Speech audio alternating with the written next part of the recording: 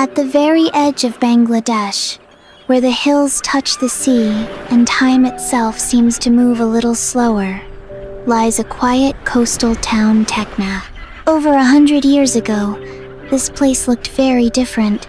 There were no paved roads, only winding clay paths, bamboo homes, and the rhythms of the Rakhaine people, a peaceful tribal community who had lived here for generations.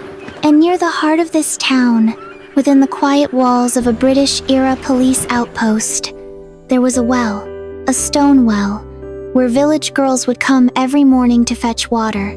That's where our story begins.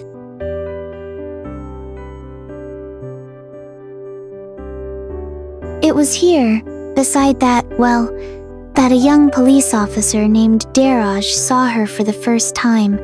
Mathin, daughter of a local tribal chief. She moved like the breeze, with a smile that stayed in the air long after she had left. Dheeraj, a man raised in the cities, found in her a world he had never known, simple, rooted, honest, and slowly, something began to grow between them. Their meetings became part of the daily rhythm, a glance, a word, a stolen smile, and soon, a bond bloomed between the man in uniform and the tribal princess, one that defied caste, class, and colonial command.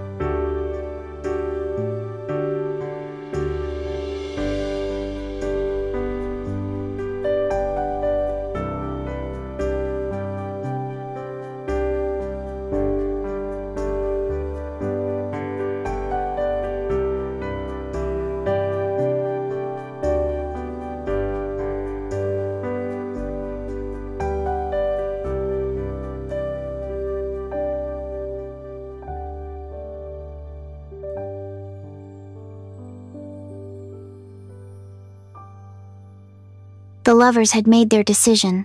Dheeraj had asked for Mathin's hand, and she had said yes.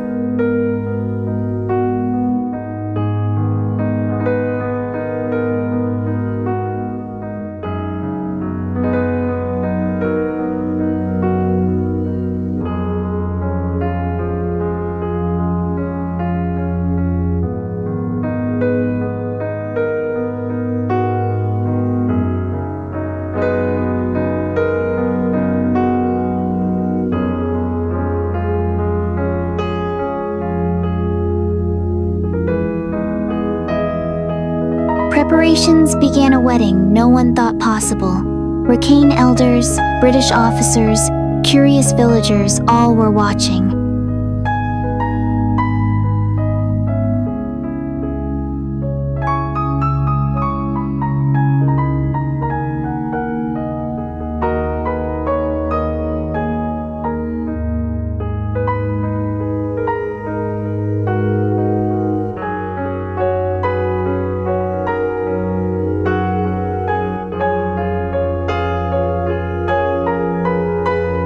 But just days before the ceremony, a letter arrived. Dheeraj's father was ill, gravely so. And duty, the invisible thread that always ties men to distant lives, pulled him back. He promised to return soon, promised with the desperation of a man torn in two. But sometimes, promises made near a well under a banyan tree are not enough.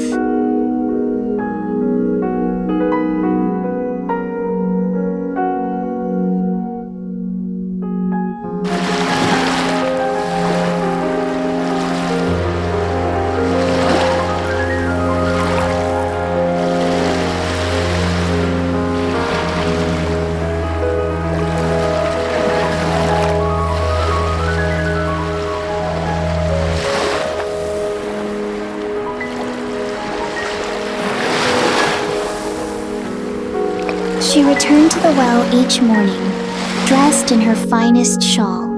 The girls who once giggled with her now walked past quietly. The wedding music was gone, and she began to fast, not out of anger but hope. She had told him, "I will wait without food until you return." And so, she did. Days became weeks, weeks became months. Teknaf moved on. But Mathin did not. One morning, the people of Teknaf found her sitting beside the well, the very spot where her love began. But she wasn't waiting anymore. Mathin had taken her last breath, quietly, peacefully, just as she had promised. They say she never cried, that her eyes were still open, fixed on the road that led north where Dheeraj had gone, and never returned from. Dheeraj returned a day, but Mathin was not alive.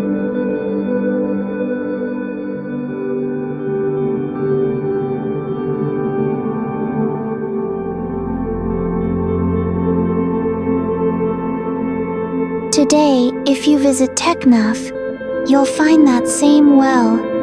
Locals call it Mathin's Cup, Mathin's Well. Tourists come, ask about the stone walls, the quiet air, and the girl who waited beside it. But for those who know, it's more than a well. It's a monument to a love that crossed all boundaries, and to a promise never broken, only unanswered.